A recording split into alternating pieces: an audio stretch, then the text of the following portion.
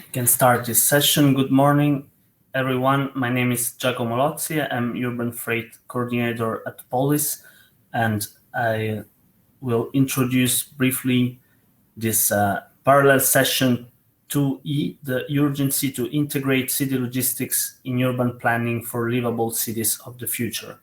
Before handing over to the moderator, Bram, I will briefly bring you through the housekeeping rules of this session. So you can write your comments in the chat and submit your answers in the poll section when the moderator will launch it. You can view who are the other attendees of this session in the People tab and ask questions in the moderated Q&A area. So please address your comments in the chat and questions in the appropriate section. You can maximize your screen by hiding the chat or tapping the full screen icon as you see from these arrows. I want to let you know that this meeting is being recorded and the recordings will be made available online after the conference. After the session, you can check the event chat, pools, people, and Q&A tabs. So you can go also in other sessions to have a look. You can discover the other upcoming sessions and also try the networking function to get in touch with other people and also send direct messages to them. So thanks for your attention. And now I hand over to Bram. And have a nice session all. Okay, thank you, Giacomo. I will try to start sharing my screen. Yes. So, good morning, everyone. My name is Bram. I'm a researcher at the TNO, one of the co-organizers of this conference. For about 7 years now doing research mainly on city logistics related topics. The title of the session is The Urgency to Integrate City Logistics in Urban Planning of the Future, for Urban Planning for Livable Cities of the Future. And in this session, we try to bridge the gap between the logistical challenges we see in cities and the more broader societal challenges, mainly related to urban planning and spatial planning in these cities. So the focus of this session is to bridge the gap, to have a more interdisciplinary look at the topic of urban freight transport and the challenges originating from that. So I put a kind of a question here which we try to deal with today because the topic is very broad and diverse. But this question is, how do we optimize the spatial impact of freight and service-related movements by integrating logistics in urban space and planning? And in addition to for this session, we have three very interesting experts from distinctive backgrounds that approach this topic from different perspectives. The session is organized as follows. First, I will introduce the topic, including this introduction that will take around 10 minutes. And then we will have 3 short presentations of 5 to 7, maybe 10 minutes by the 3 speakers, followed by 10 to 15 minutes of discussion between the speakers. And if there are any questions, please feel free to ask them. Then we'll try to deal with that as well. So each topic will take around 20 minutes, and we will close with the questions and conclusions. As I said, we have 3 very interesting speakers, and I would now like to ask them to briefly introduce themselves. Heleen, could you start, please? Good morning, my name is Heleen. I'm a postdoctoral researcher at the University Gustave in Paris at a research chair that's called Logistics City. Thanks, Heleen. And then from so Heleen represents the research side. We kind of have the triple helix represented here.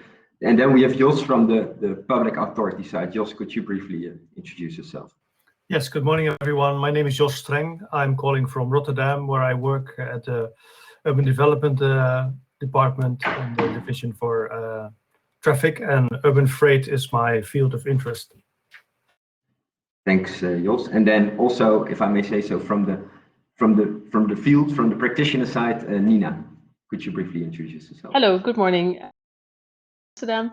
My name is Nina van den Berg. I'm a project manager for Green Business Club Zuidas, which is an impact organization consisting out of several big corporates situated in this particular business district.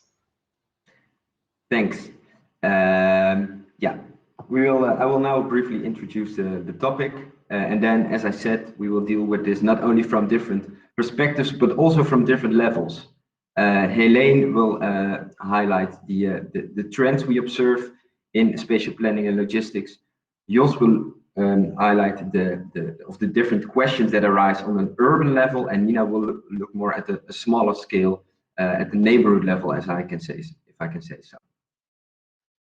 So, briefly on the background, what we see in urban freight transport or city logistics, it concerns the movements, obviously, of goods, but also of services, mainly by vans, and it's quite a diverse field.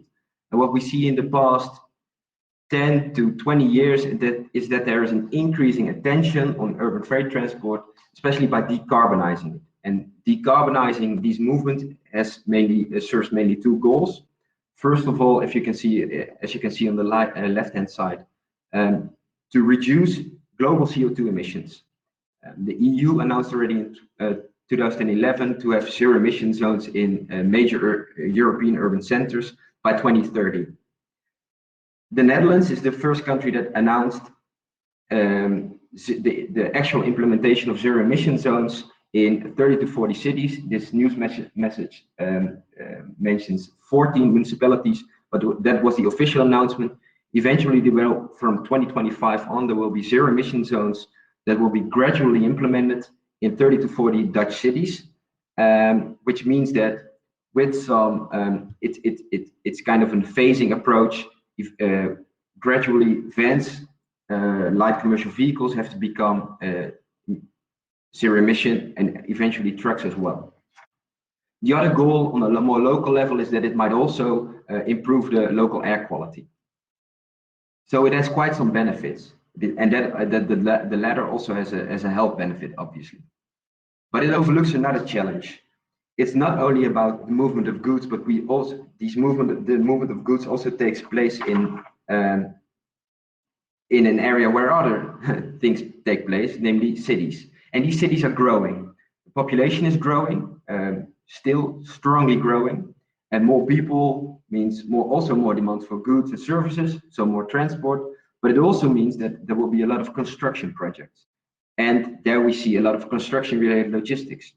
And at the same time, we see other developments in these cities going on. As you can see on the left-hand side, there's more attention for the greening of areas to have pleasant and livable cities. Also, in light of climate adaptation measures, we see more car-free areas. So there are a lot of sectors that put claims upon space that's becoming scarcer. These zero emission zones, though, can, as I will show in a minute, can be a game changer to not only decarbonize freight transport, but also to deal with these kind of things. If you look at these zones, the most obvious technology is to replace conventional vehicles by electric ones. But if these vans and this small truck are electric, it will still block valuable road space. So rather than only looking at reducing the carbon footprint, it is also interesting to look at reducing the spatial footprint. And that's possible because what we know is that, as I already said, urban freight transport is very diverse.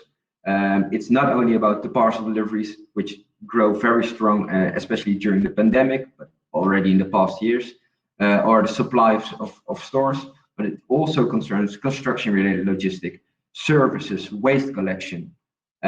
So it's very broad. And what we see is that a lot of these movements are driving around basically with air. These vehicles are driving around inefficiently. So efficiency gains are possible by reducing the number of vehicles as it can be transported more efficiently.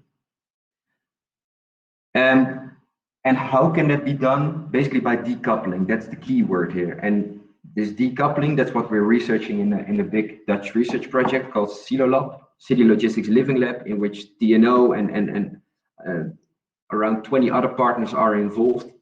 What this decoupling means is that for the flows that are inefficient, we are studying whether you can decouple the transport towards from transport within the city. The most obvious solution that comes to mind here is the so-called urban consolidation center that has been investigated for maybe 30 to 40 years, but you have all kinds of different decoupling points. You can also think about decoupling inside cities. For instance, a parcel locker. If you look at Rotterdam, Jos will address that challenge.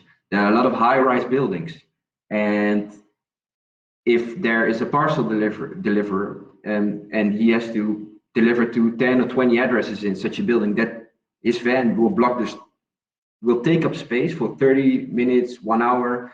If you put a locker or a drop-off point at the ground floor, you can bundle your delivery, and this van the spatial footprint of this van will be lower. So decoupling is the word here, and if you decouple, you might be able to reduce the number of kilometers, and that also leads to other positive effects with regard to livability, apart from air pollution, less congestion, more safer areas. And it's also important to mention that this decoupling is sometimes also important to make zero-emission transport possible. So to wrap this up, city logistics also has a very strong spatial question.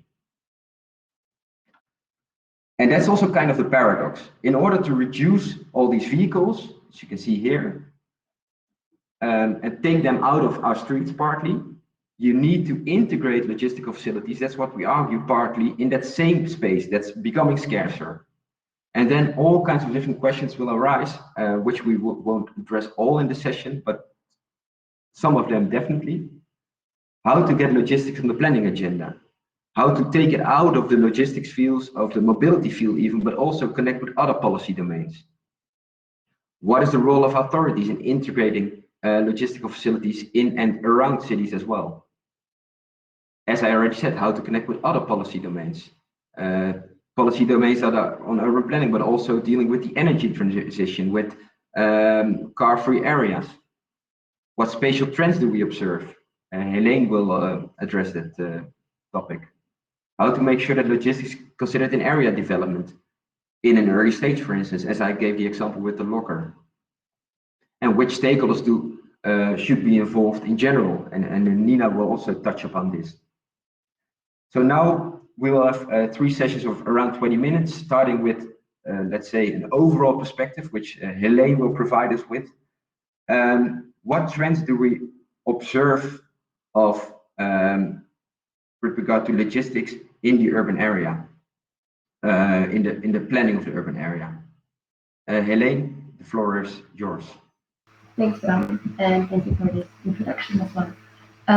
Yeah, so if we go to the following slide, the reason why we talk about reintegrating logistics facilities in cities is because we're coming from this historical trend of outward migration of logistics facilities, so which is called in the literature logistics sprawl. And what we have seen is over the years and all over the world, in fact, logistics facilities have moved further and further away from cities. And so what you can see on this slide is just an average distance that the warehouses in cities all over the world moved away from the core center. Moving away from the core center also means that cities that need to be supplied and where the return flows are coming from, that the distances towards them are longer, so more emission, more congestion, and so on. So this has been a trend that is really well documented, and that we are seeing now some kind of counter move, which you can see on the next slide. And this counter movement is still really small scale, I would say, but still it's there, and it's pushed by mainly 2 developments. The first development is when we see that cities are taking more and more control about who and when and why vehicles are entering in the city. So we see zero emission zones, low emission zones, but also pedestrian zones and ambitions like the 15-minute city or eco neighborhoods and so on. So it becomes increasingly difficult for vehicles to enter the city, and that goes for passenger transport, but also for goods transport, which is a lot more difficult to switch to bikes or public transport, for example. It's not impossible for all, but it requires space in cities, as Bram already discussed. And then the second trend that we see that's really pushing forward is this return, as we can call it, of logistics facilities in cities, is e-commerce. We're ordering a lot more online, different types of goods, as we've seen during, especially from the beginning of the pandemic, a lot of ordering of food products, meals, meal preparation sets, and so on. And this has really spurred a trend of a lot of new businesses that are coming into our cities. For example, in many cities, like in Paris, for example, but also in Brussels, all over Europe and in the States as well, we're seeing these instant delivery grocery stores popping up. And in order to make their promises of delivering within 10 minutes your groceries to your home, you need to be quite close as well. So these are two developments that we're seeing and that are pushing this trend towards this counter movement forward. Yes. But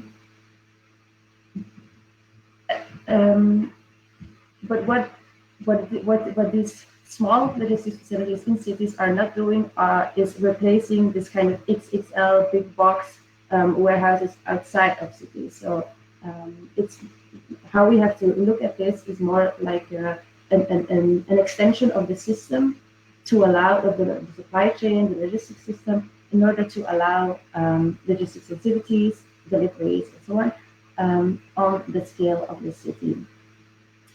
And while we're looking through the next slide. And what this allows us as well is environmental advantages.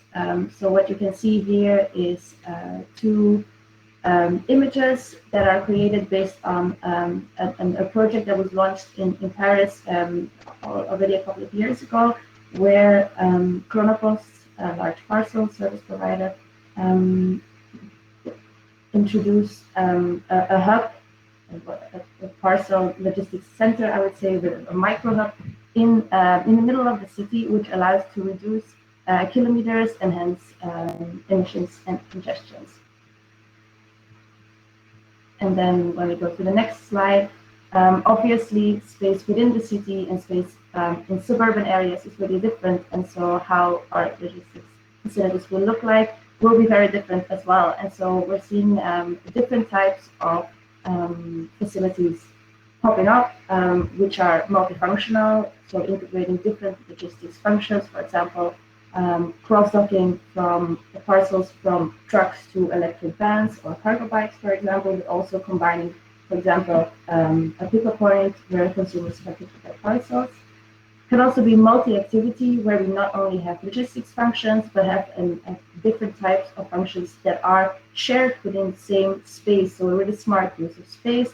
And an example of that would be a pilot that has been launched by the RATP, which operates the buses in Paris. And during the day when the buses are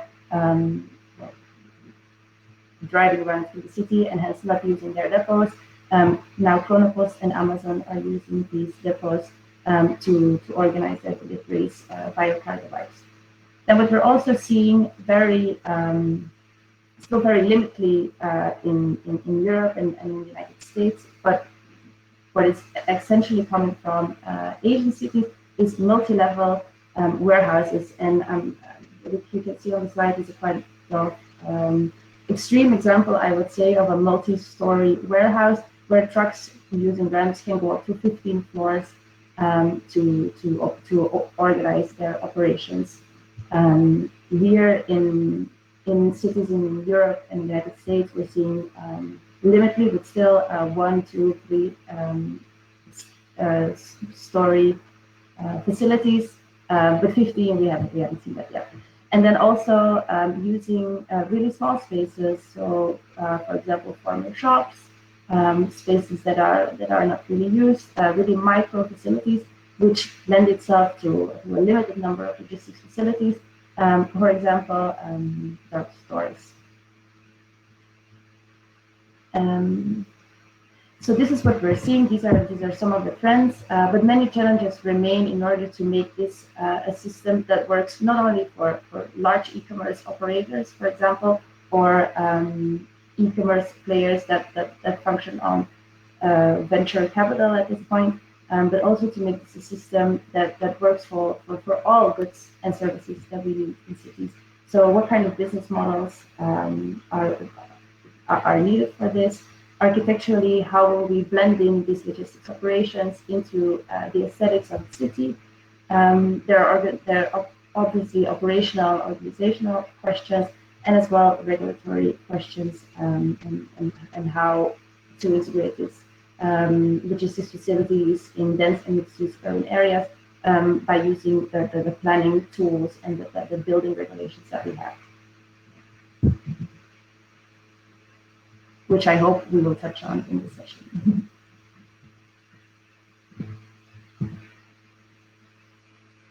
Okay, thank you, Heleen. Yeah, that's a very interesting. To briefly, let's say, summarize it. What you see is that because of these increasing real estate prices, logistics facilities are pushed more outside. But now we see a reverse trend. But we see this reverse trend by some players, the big players, the Amazon, Chronopost in France, here in the Netherlands, parcel delivery companies as well. Venture capital.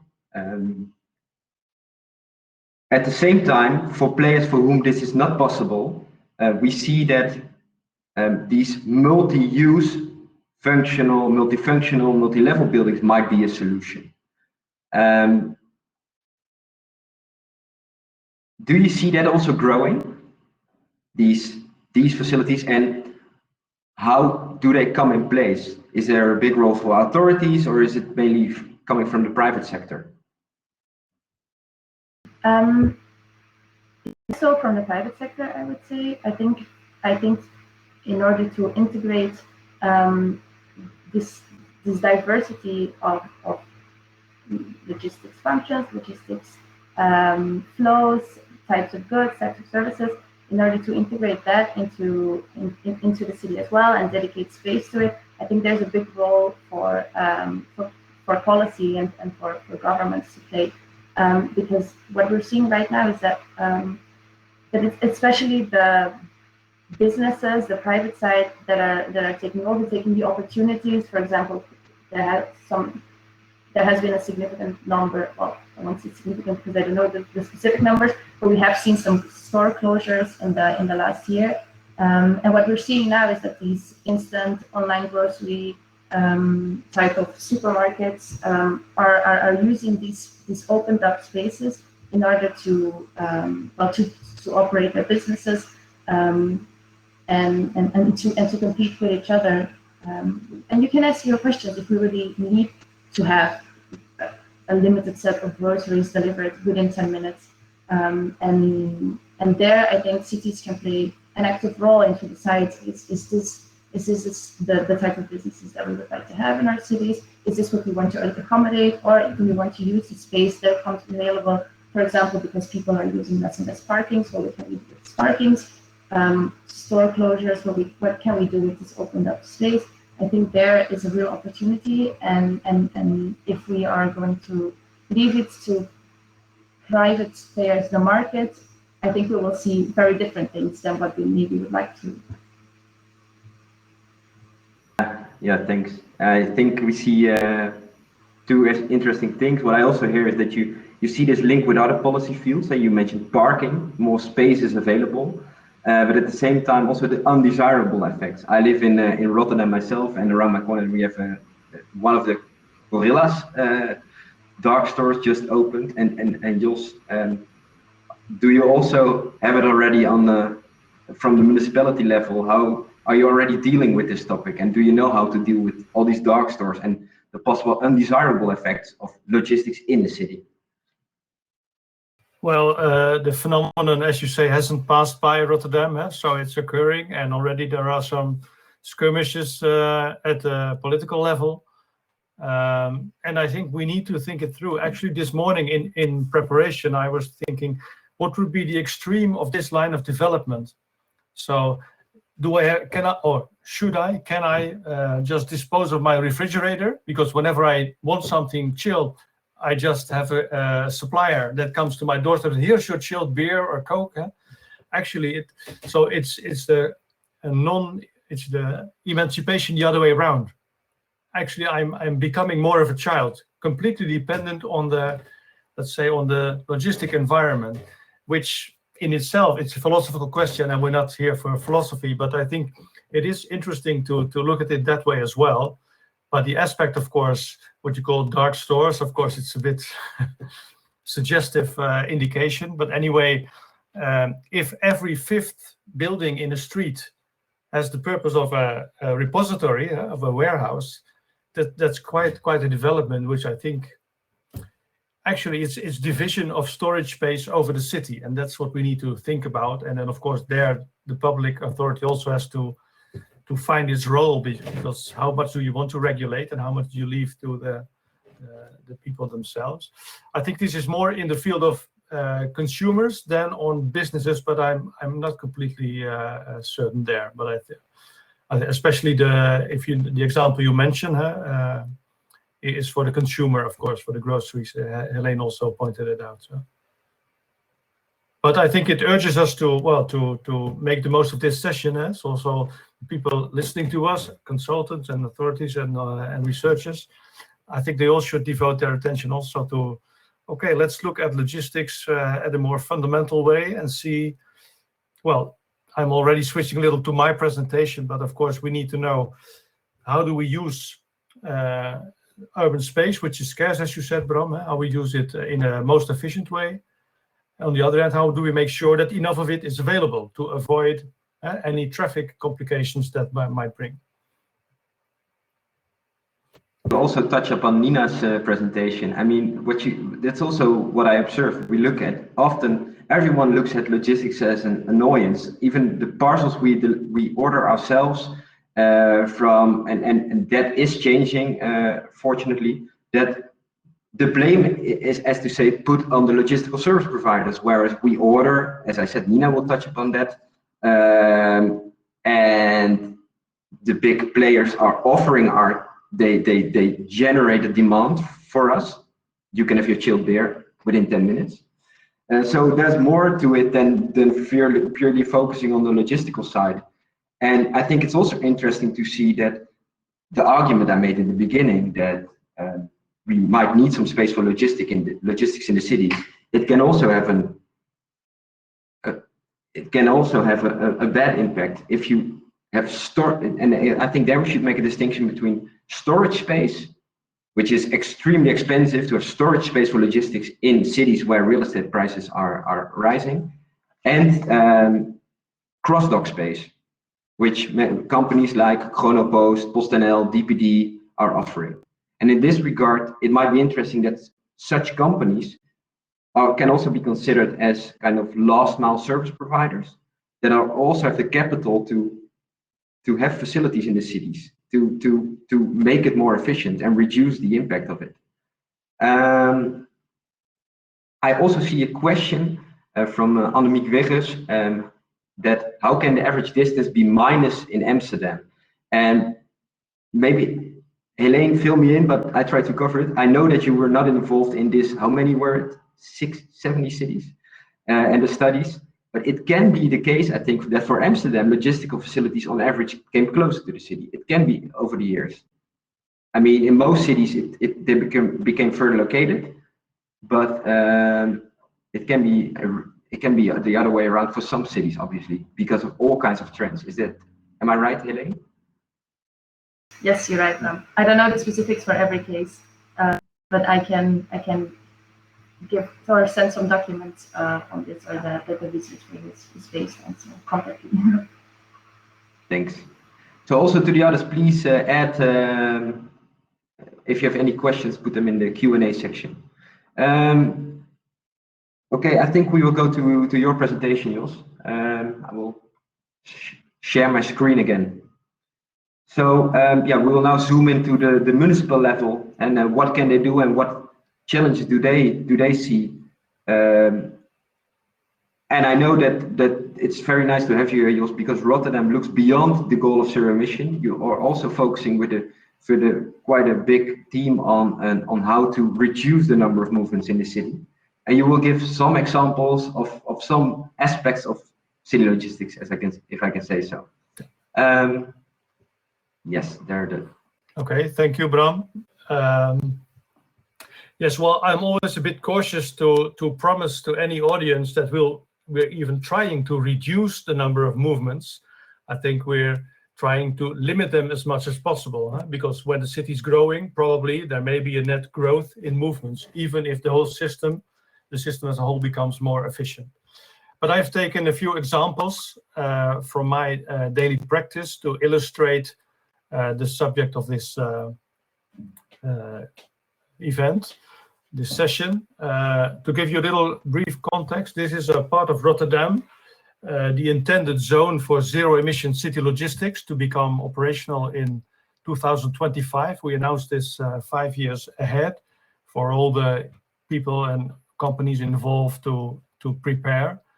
And as you can see, the shaded area around the massive dark green area, that's the zone where the consolidation and all the logistic activity required for going zero emission into the dark zone, you could say,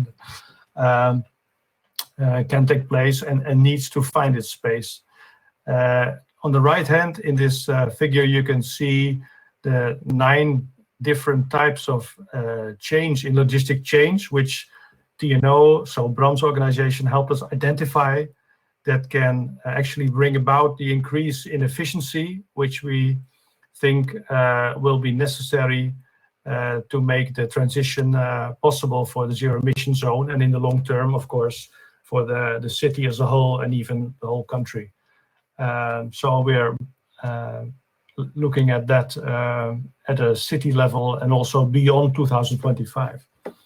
But if you try to change the behavior and encourage other players to change the behavior, is of course very important to set the example, to lead by example. And that's what we try to do in our own operations.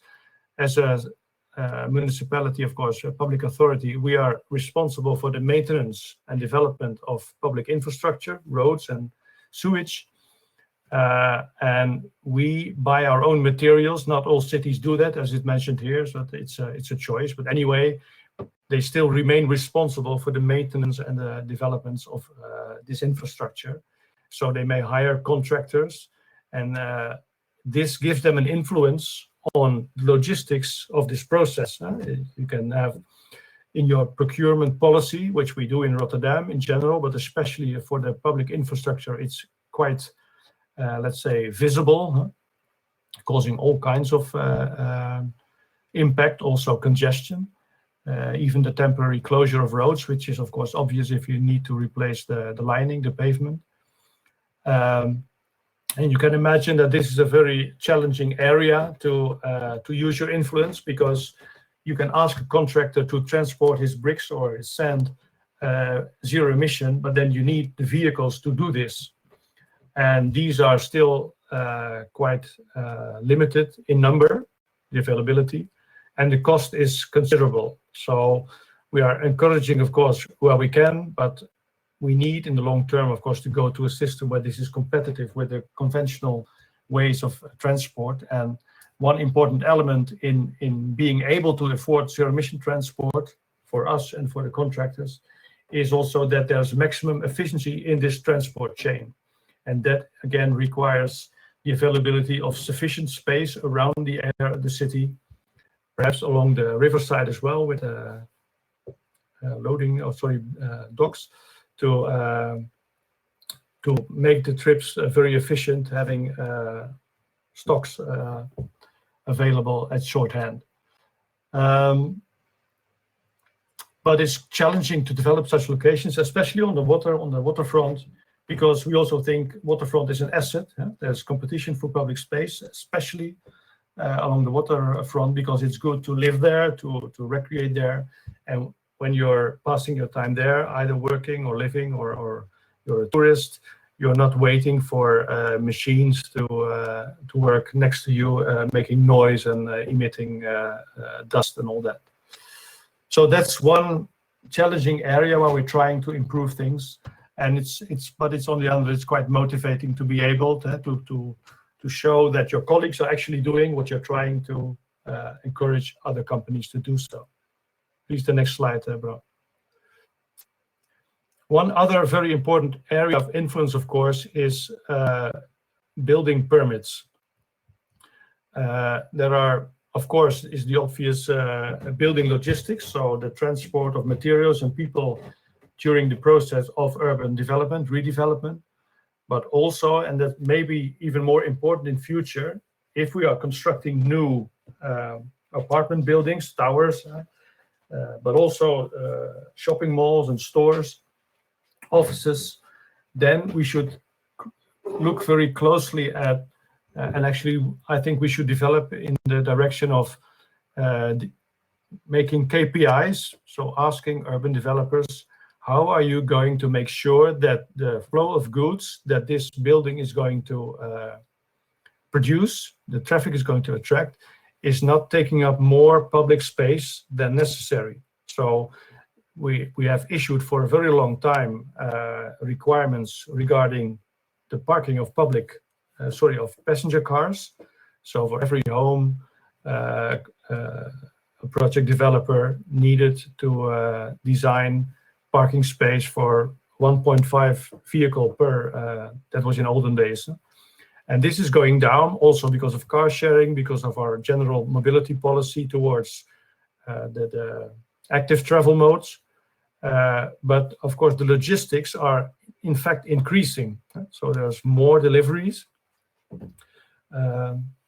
And I think we need to develop an idea of how can we set up requirements which will end up finally in the building code. It's something I think that needs attention. Actually, TNO is in the act also of supporting us in moving in that direction. And anyone in the audience with experience or ideas, of course, is invited to either in the discussion or afterwards to make contact and suggest their ideas or submit their questions. Well, the last slide I'd like to show you is an illustration. It's not official yet, but it's part of the new policy document of spatial planning. In Dutch, it's called omgevingsvisie.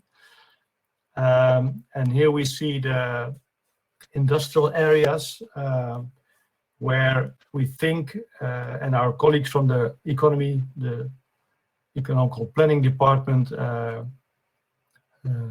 have indicated this is where we should be looking for development or redevelopment of logistical space for the city. And it's on the one hand, of course, it's a help in safeguarding sufficient space for logistical purposes. And the other hand, we still need to look at critically at the maximum efficiency in using this space as well. Not only the road space, but also you could say, how much bundling can you do on 1 square meter or 1 cubic meter of warehouse? That would be a very nice indicator to make sure that we're doing what we can to keep the city as efficient as possible and to keep as much space available as possible for other purposes. So this is basically what I had to say as part of this discussion. Any remarks from my fellow presenters, or you, Bram, or the public? Of course, I'm happy to reply to. Yes, thank you, Jos. Briefly, I think it's very interesting. You showed 3 totally different approaches, what you can do as a municipality, as a receiver or a buyer of materials. Building permits, I think it's also interesting if we, in a couple of minutes, go to the presentation of Nina. How do you take logistics into account and develop in the development phase of areas, buildings, and also in the construction around that. We didn't touch upon that topic, but that's also an interesting topic. But the construction also relates to your last slide, I think. What areas can be developed to decouple, to bundle logistics, maybe with a construction hub. And obviously you also touched upon the parking requirements, which makes more space available, but which also means maybe that we order more. But in the end, I think that delivery van is probably more efficient than me going to a store for one shopping trip.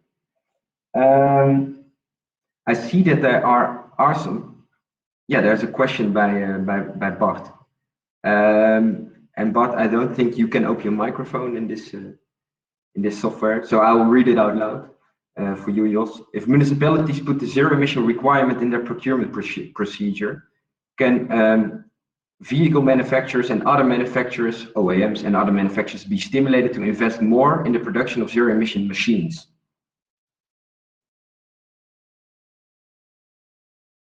Jos, your microphone is on mute.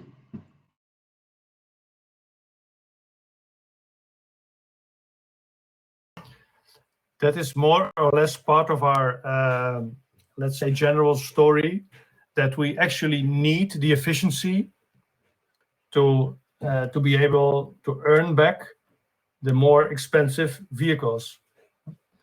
It may not cover the whole thing, so we have a subsidy scheme at national level in the Netherlands. It's probably going to remain necessary.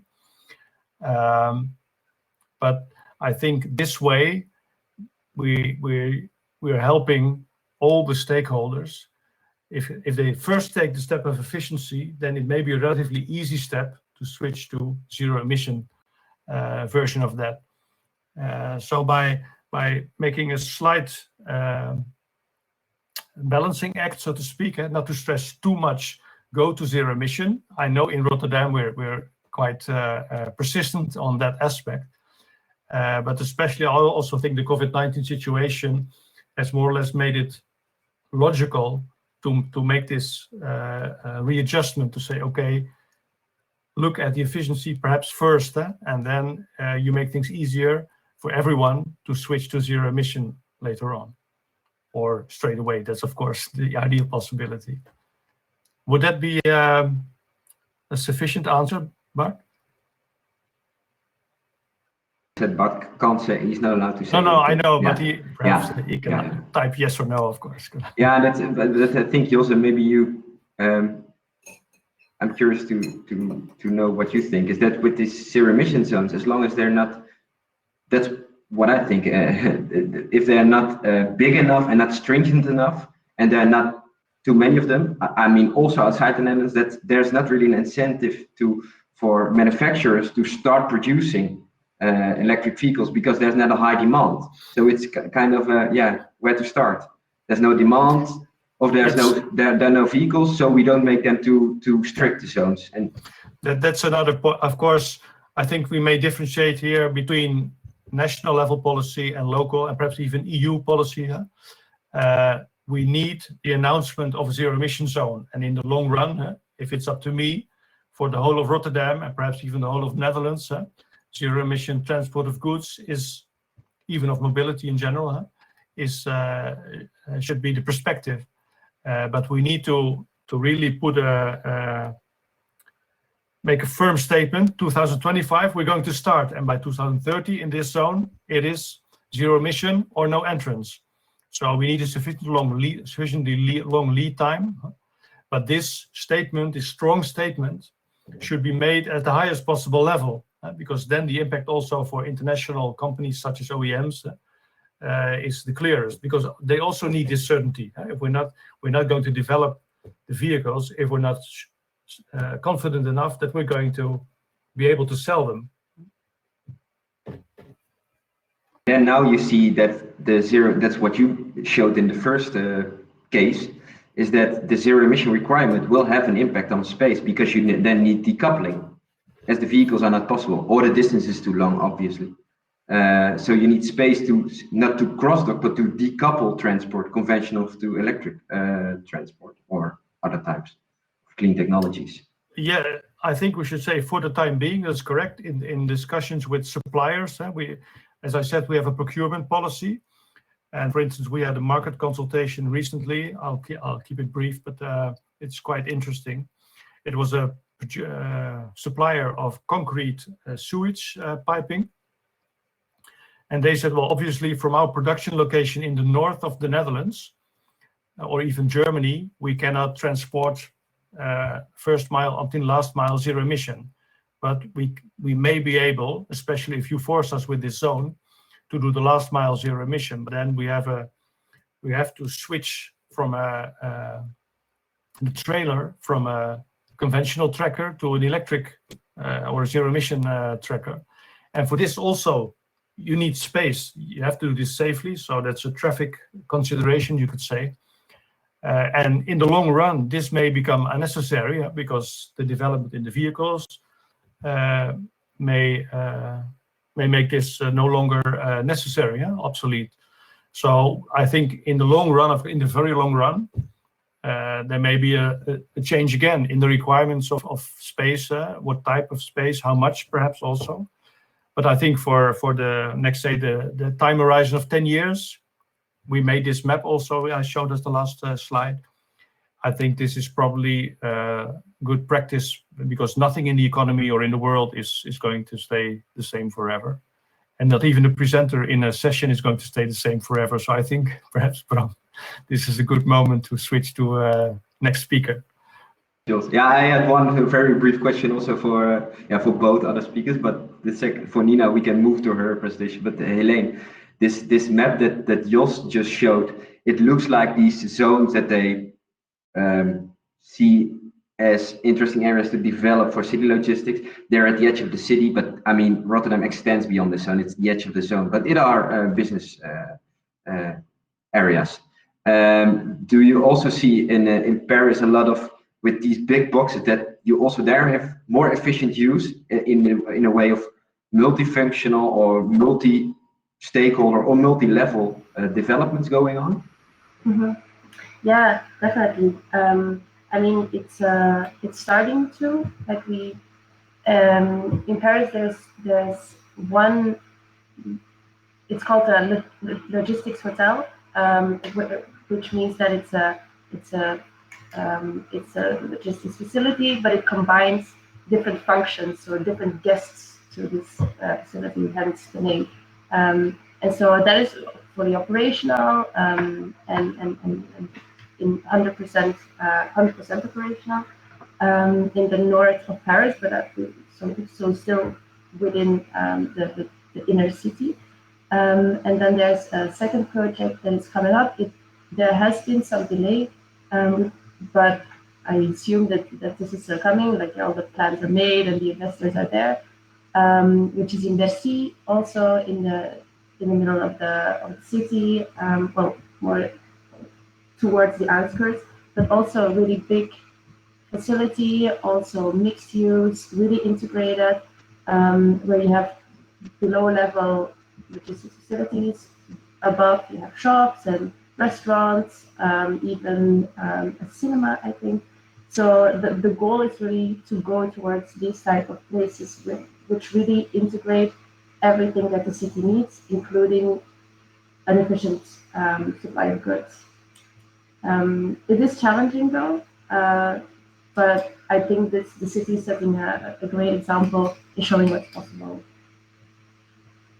Yeah, that's interesting. So you also see that logistics comes on the agenda of investors, obviously, but also it's integrated in areas where they try to develop leisure activities, like you said, a cinema, but also multi-logistics facilities.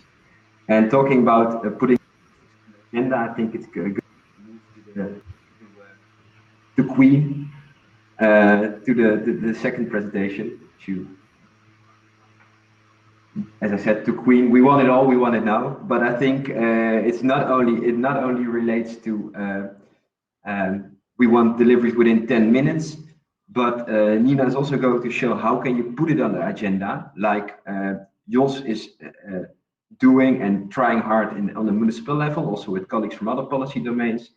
Like Heleen showed in some trends we observe, how do you do it on a smaller skill, how do you put it on the agenda over there? So from research and policy, we now move to practice. Nina, the floor is yours. Thank you, Bram.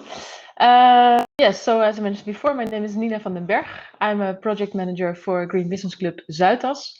And together with 55 participants, mainly big corporates situated in Zuidas, we aim to make this business district more sustainable, including the operations of those participants. And we do this by doing concrete projects in the field of energy, waste, mobility, social sustainability, and water and green. We were founded 10 years ago by, amongst others, ABN AMRO.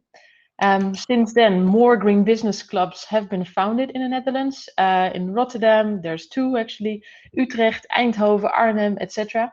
And there's a total now of 14 clubs in which corporates and entrepreneurs all are working on making a specific area more sustainable. Let's go back to Zuidas. And you can go to the next slide. We noticed that the streets were full with trucks and vans bringing goods to the companies situated in the high offices of Zuidas, resulting in pollution and congestion, sometimes even creating dangerous situations on street level. Companies like Bidfood, Staples, Albert Heijn Online, Technische Unie, Office Fruit, they were all competing for a scarce public space, either while driving or being parked whilst unloading. And meanwhile, Zuidas is growing and getting more and more busy by the year. So it was time to put logistics on the agenda. Next slide. The Green Deal Zero Emission Stadslogistiek, City Logistics, was signed in 2018 during our annual CEO breakfast, committing to zero emissions by 2025. And on the streets, we noticed this nuisance caused by all the logistic movements, but in conversations with our participants, they seemed unaware of their part in it, in their role. So we tried to create a sense of urgency, and we needed data, we needed numbers. We started to collect this data by introducing poortonderzoeken, expedition studies, loading dock studies. Next slide, please. During a work week, this was done in 2018 and 2019 with 6 different office buildings. Students were positioned at the loading docks of office buildings, both multi and single tenant, and they registered all deliveries. So what type of product, the type of vehicle, the volume of the delivery, where did they come from, who was it for, etc., etc.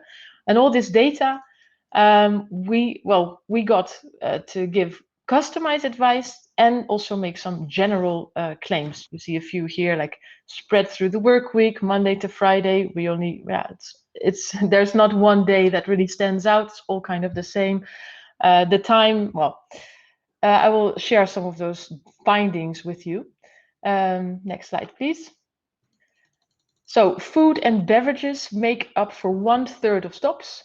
These are fresh products for caterers, but also grocery deliveries from supermarkets for departments of companies. Parcels, they make up another 1/3 of the total deliveries, and those are mainly private parcels, like e-commerce deliveries for the employees working in Zuidas. The peak hour of deliveries overlap with the peak hour of employees arriving in the morning. And the 6 buildings received 1,200 deliveries, so it was like 1,200 stops coming from 480 individual suppliers. The suppliers sometimes come more than once a day because tenants, they choose different time slots. And flowers, there were many bouquets delivered by as many florists, sometimes coming from outside of Zuidas or outside of Amsterdam. The good news is there's lots of opportunity for efficiency gains. Next, please. These findings resulted in concrete projects guided by the principle of the trias logistica: verminderen, verslimmen, vergroenen. So first, reducing movements. Second, making them smarter. Third and last, making them green. We did a pilot with Hulshof, bundling facility service goods for 11 companies in Zuidas with products from more than 30 suppliers. And we are currently working on a suitable business model for multi-tenant office buildings. Lots of products are locally available. Zuidas companies also benefit from the presence of these local entrepreneurs. It's a plus, it's a bonus for your employees, and it's beneficial for sustainable logistics. We are creating a local catalog, and we want to introduce those local entrepreneurs to the big corporates, urging and seducing them to create long-term relationships for your flowers, for your bakery, your birthday cakes, etc. Also, by introducing and or stimulating the use of parcel lockers, there's lots of potential to reduce the stops related to e-commerce deliveries. We work together with MyPub, and they are already found in many offices in that. Multiple tenant buildings, they require a very different approach because the multiple tenants, the property manager, the landlord, several facility partners should all be involved to reduce the number of stops. We should look where's the pain, where is the gain in those situations. Logistics are also involved when it comes to our big zero waste Zuidas project. We focus on reducing waste, which will result in less movement, but also there's a focus on local or regional processing of waste, resulting in fewer kilometers. Next slide, please. Our point of departure was the Green Deal zero emission city logistics. We used reducing emissions as our narrative. This has downsides. How do we measure the impact of the pilots we did, of the projects we did? It's not that easy. Also, is zero emission always preferable over fossil fuels? I think sometimes not. It might be that one truck is preferred over 50 cargo bikes in a busy area. A focus on CO2 reduction also might result in companies taking measures in other areas where more impact is made. Think of reducing the number of business flights, for instance. That is where the impact is made. It's done much easier, so that is a risk. So we went for a change of the narrative. We did a shift from CO2 reduction, emission reduction, towards space, public space. Whose is it? What do we want in it? How do we want to use it? Space in the loading docks. It's scarce. It's not prepared for this type of inefficient logistics, cars arriving every 5 minutes. And the space in the offices. Companies, they pay high prices per square meter, and it makes for expensive storage space. So using this narrative, we want to remind our companies, of the companies in our network, of their responsibility, but also of their ability to contribute to smarter, more sustainable logistics. Thank you.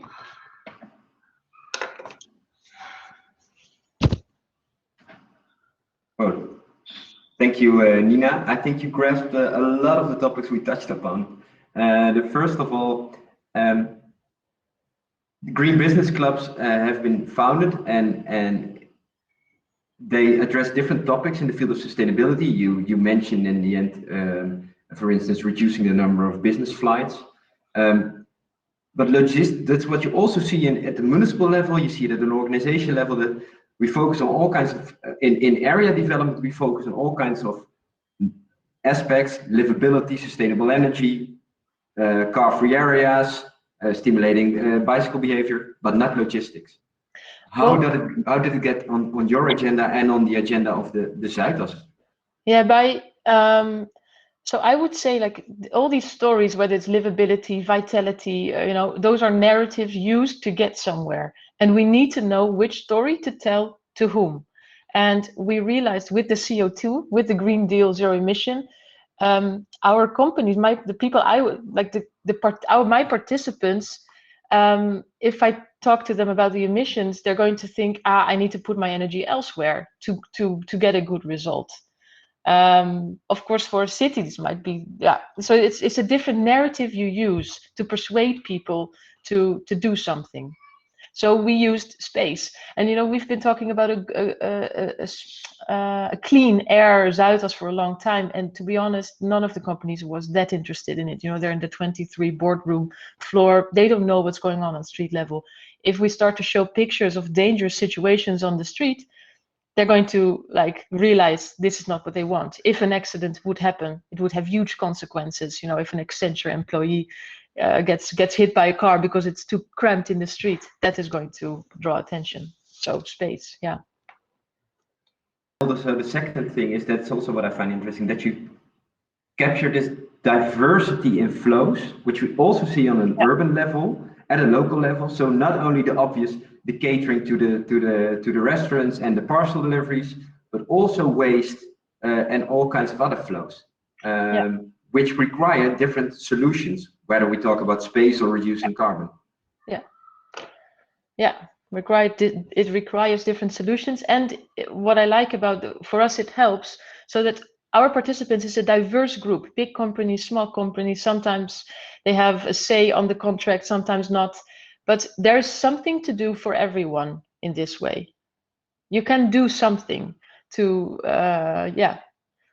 so that's why also we have this diverse approach with all the different streams. And another point I would like to highlight is also what I think the four of us touched upon, is that first few vehicle movements, then reducing the carbon footprint. What we see going on with the zones right now, although they can be a game changer, is it the other way around happens. We have clean vehicles, so problem solved.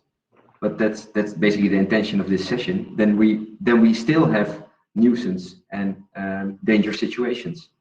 Let me see. I see some questions. One other question from my side, Nina. It's related to the dark stores. Is it also possible to? I guess that a lot of employees also do 10, 20, 30-minute deliveries increasingly, and the parcel deliveries you already mentioned, but also with lunches and by the, what is it, Deliveroo and stuff like that. Do you also get to the employees to make them aware of the problem they are creating?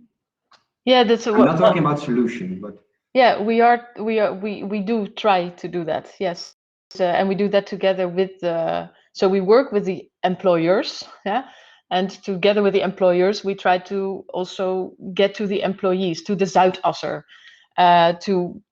because there might be a situation at one point where there's only one McDonald's and for the rest dark stores found in Zuidas, because a local lunchroom cannot afford the rent anymore. So then they would, then they do rely on the Deliveroo or the gorillas, or what are they called? So indeed, we try to Would you also say that what you did is put it on the agenda by showing it, by creating this narrative, what the problem is? Would that also be a possibility for, let's say, for Jos to, even though he's quite successful in bringing the message to other colleagues, that logistics, as we often see, is not a sexy topic, but it's something that should be addressed from a wider perspective than purely by the logistical parties. Would that narrative also work? Or where I work at TNO, we also are an office building where we order goods. Would you say that's a successful approach? Yeah, well, may I start, Nina? By coincidence, yesterday I had a meeting with the program manager sustainability from Green Business Club Rotterdam Centrum. So that's a parent, the relative of your organization. And in fact, we have working locations as a municipal authority within their area, and we are joining in a research. So it's a similar process that in this kind of research. So how much deliveries are made, which vehicle is used, how frequent do they come, how frequently. And I think we need all the help we can get. This creates also, of course, synergy between so it's a private-public affair, you could say. So yes, I think definitely it's not something the municipality can do on its own, and it's even best if you can do it together. So we really think we're in favor of it. And one very important thing, Bram, you say we are as TNO, for instance, in an office building. That's okay. I never asked you, and actually I should have, I realize now.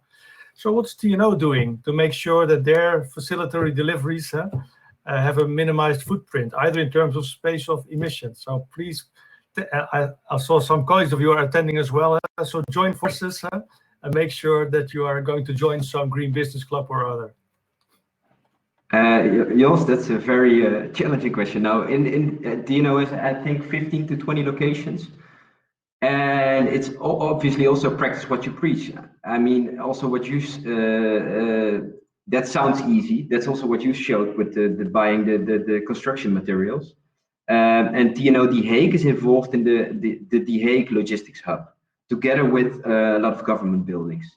And I was not involved in the process, but I know it's difficult to get it on the agenda. I mean, you have been involved in trying it in your own organization.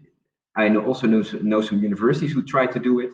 You have to talk with the procurement officers, and yeah, then you also get into legal issues. But I think it's very important because big offices like a municipal building of Rotterdam as a receiver, the Zuidas offices, DNO, they are big receivers of all kinds of materials, and it starts there.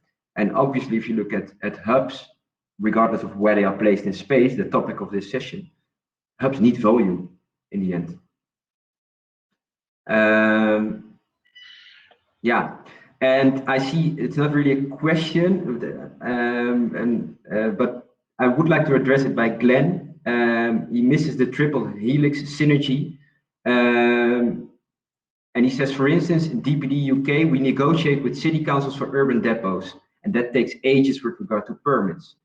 And what I know, and in the past, logistics was never on the agenda at municipalities. I mean, sometimes they didn't even have a policymaker working on logistics, only on mobility and traffic. So logistics was seen as a traffic problem, and not as a wider, let's say, urban problem here. And that has been changing, although capacity at some municipalities is way bigger than at others. I remember a couple of years ago, I was talking to someone from the Greater Manchester area, and she was the only one responsible for logistics in a department with 750 colleagues working on mobility. So it has never been in the agenda. And Heleen, I know you're working in Paris. We have both been working at Brussels. What do you see over there in putting logistics on the agenda? But also, do you know anything about permits for logistics facilities in urban areas? Yes. Well, so I moved to Paris in the beginning of last year. So the structure of the cities and how it is organized is still relatively new to me. So I won't say that I'm the best person to answer this question yet, maybe. But what I know is that there is definitely a team working on logistics, urban logistics issues in Paris. And there is a really big commitment towards organizing urban logistics in a better, in a more optimal way.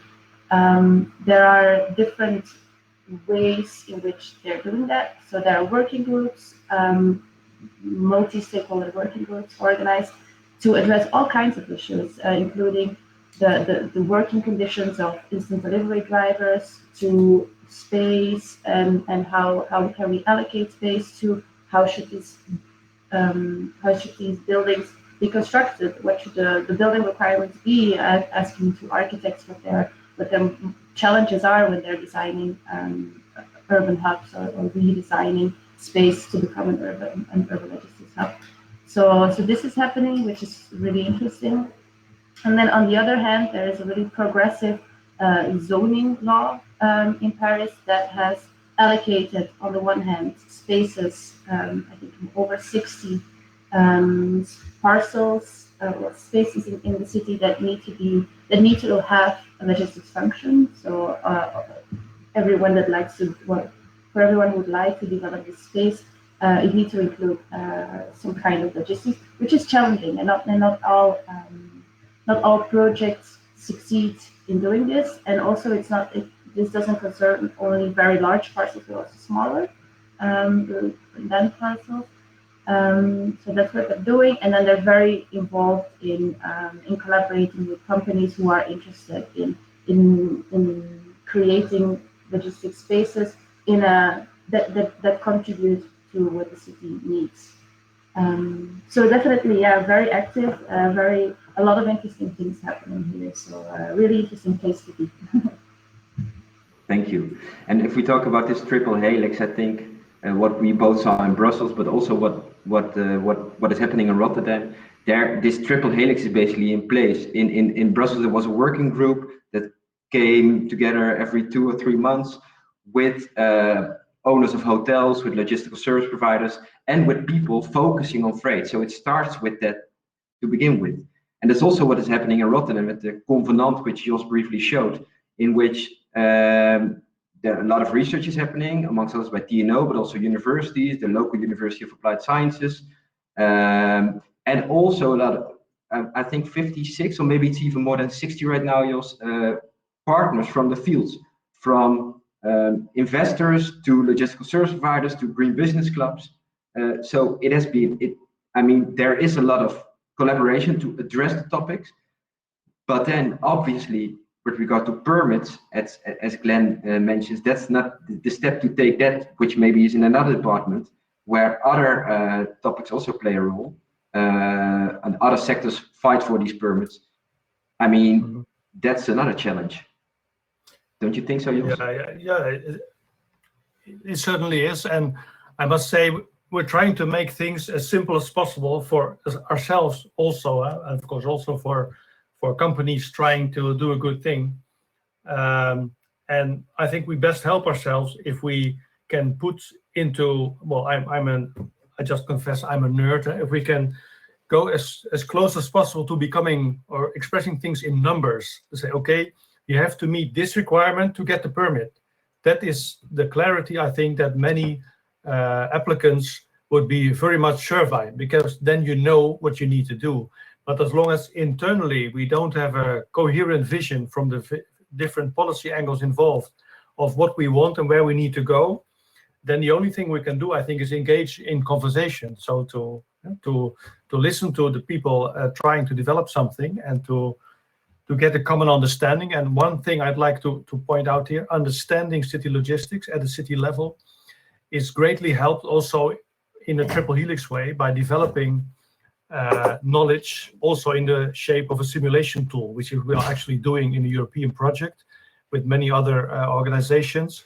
TU Delft is involved, TNO is involved, and this helps us also to simulate not only the use of the network, so the movements of vehicles and goods from A to B, but also the effect it has on space and how space affects the load on the network. So this is a very important instrument we can use, and also helps the dialogue with these covenant partners. And in fact, one of them, a major transport company, has requested and is now cooperating with the Polytechnical University of Rotterdam, Hogeschool Rotterdam, to analyze their transport pattern near and around Rotterdam to determine where they are going to locate their or search for their logistical servicing area to either change vehicles or create store. So that's really a nice example, I think, of the synergy Glenn is hinting at. And then I don't know if it's DPD UK in London. I know from my own experience in other European projects that London, of course, is a very big city, almost as large as the whole of chunk of the Netherlands with all the major cities. But there are various levels of authority, and that makes it even more complicated. So that's complexity squared, so to speak. But I think dialogue is the way out. It's labor intensive, time consuming, but if you want something or to achieve something, you have to put your effort into it, I guess. May I take the liberty to ask one question to Nina, or let's say to point out something? So of course, in the Zuidas initiative, private parties can cooperate to let's say to make their act more efficient, to clean it up. But if you're reasoning in terms of procurement policy, so buy local, that's one thing. There is, at least in the current state of affairs for public authorities, a complication in that it's not all that easy to say, okay, supplier, we ask of you that you don't transport over a longer distance than 10 miles, for instance, because that would practically eliminate all competitors. And if it's a big contract, and even at the EU level, we have the requirement to give access to the market to all parties. And I think this is something we're going to have to discuss in future if we're going to move towards circular economy, both at upstream of the chain and downstream. This local activity is going to be an issue, not only in spatial planning, but also in legislation in this kind of area. I see that problem too, and luckily I work with lots of corporates who are free to choose, any supplier, so that makes it easier. My problem is then when it comes to waste, for instance, that companies have national contracts. So they have, ABN AMRO has a waste contract for all their offices in the Netherlands, which results in only a few waste collectors being able to even participate in this tender, because they can never cater to small offices. They can never drive there. So they could be a good regional player with high ambitions, but they will lose the tender.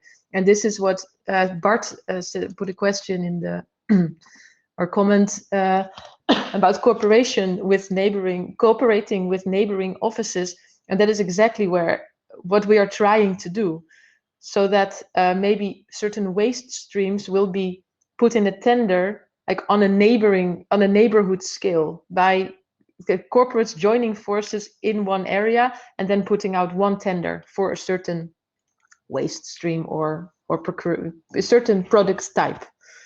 Yeah. So this gebiedsaanpak, I think it's that's certainly an interesting approach. There's more or less a complementary movement taking place in Rotterdam. So a few of our covenant partners are major players in the waste collection field, and they act as ambassadors for the whole sector, you could say. Yeah. And initiate an initiative which actually I think is also operational in Haarlem and part of Amsterdam.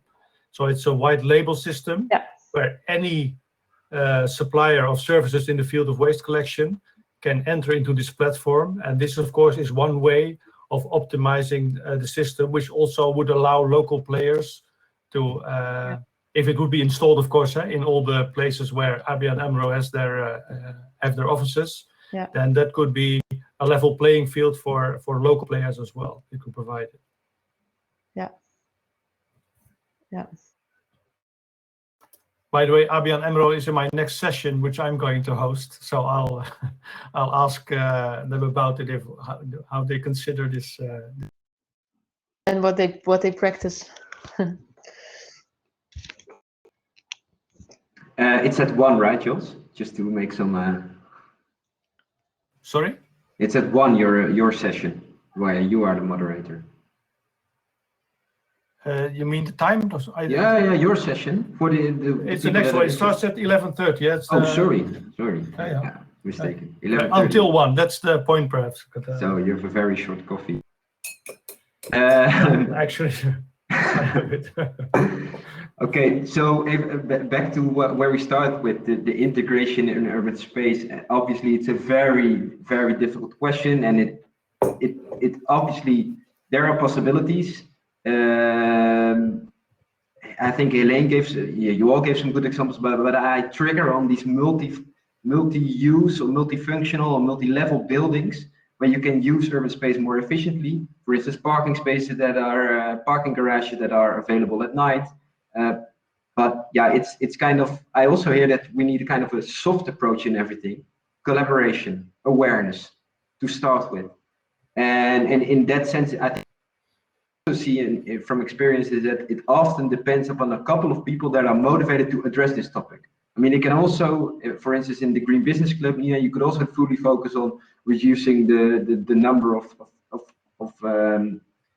passenger trips, or I don't know, greening the area and logistics. So that's often the trick I see, and capacity. Obviously, if I look at the municipality, like in Rotterdam, you're with a team of 6 or 8 people, Jos. To put it on the agenda, to extend it to other fields as well, including your planning colleagues, because the topic it affects other fields. I didn't mention it, but talk about charging infrastructure, not only the impact on the electricity network, but also charging poles that are put in public space. I mean, if there are 1 million vans in the Netherlands, and probably most of them will once in a while drive in a city, theoretically 1 million vans need to become zero emission in 5 years time, 6 years time, depending upon Euro norm. A lot of them are parked in residential neighborhoods. How will these streets look like if they're full of charging poles? Just to mention something. We see all kinds of different vehicle movements, vehicle modes coming on the streets. Cargo bikes with big trailers, which means that the cycling infrastructure is under pressure. I think it's also not desirable. You might mention it before this session, Nina, that we have rather one van than 50, or one truck than 50 cargo bikes, even though they are clean, because they take up a lot of space. So it's a very, very difficult topic. And what I also would like to ask, and I invite each of you to answer if you feel like it. Is it interesting also to what Nina is doing to bring that to a city level, also to Paris, to Rotterdam, to focus on also to get, for instance, permits done for urban depots, to bring it to zone it, to bring it to a neighborhood level and address the topics over there. You have the concept of a freight quality partnership, for instance, to bring it to business clubs, business associations on a local level, rather than approach it from a very high macro level on the urban level. What do you think about that, especially Heleen or Jos? I hope my question is clear. Yeah, well, of course, the obvious answer would be a hybrid approach. We need both. I already pointed out, if we don't have a zone announced, which is a big measure, it's part of a national climate policy, it's not going to fly probably. And still, it's also not going to fly if people acting at local level don't have a perspective. So how can I contribute? What can I do in my situation to make sure I'm not part of the problem? That would be my answer. But Heleen, please. Yeah, I fully agree with you, Joe. But yeah, no, I agree. I think we definitely need both levels and to cooperate and to communicate really well. And I was thinking of the point that Nina made before about the narrative, and I think that's really important as well when it comes to this issue, from a policy and then but from a policy point of view, to make inhabitants also understand that if we would like to have all our stuff where we would like it, in supermarkets, at home, and so on, we cannot use drones to do all that, no. So we need the vehicles and we need the space, and we need to have a discussion about an open discussion about how to address this in a neighborhood level, in a city level, but also keeping in mind and making sure to everyone that that both are part of the equation to have all the stuff that you like and that you need, because that's what we see right now, isn't it? We, especially during the pandemic, when in the beginnings, remember the first weeks that there were some shortages in supermarkets. We never had that, and this was really a shock for most of us to have some things, even your favorite brand missing, and you had to go for another one, and we take that so for granted.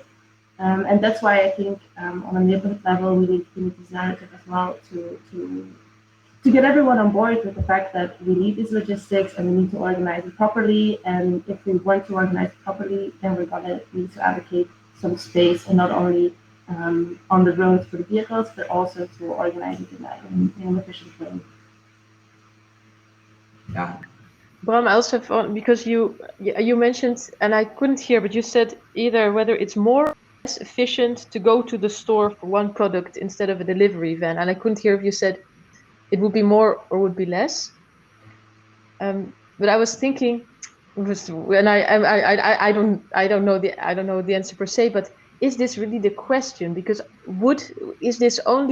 should we only approach this from an efficiency, like looking at it, is it efficient or not? Or might there be other reasons why it's very pleasant to go to your local neighborhood store and get a product and say hi and have social? So maybe we do need some anthropologists and philosophers also at the table to talk about logistics instead of making it efficient. Efficient for who? For the future of Jos, where indeed we don't need a fridge anymore. I don't think Jos wants that. We already talked about that, but indeed we could make it efficient to get to that point.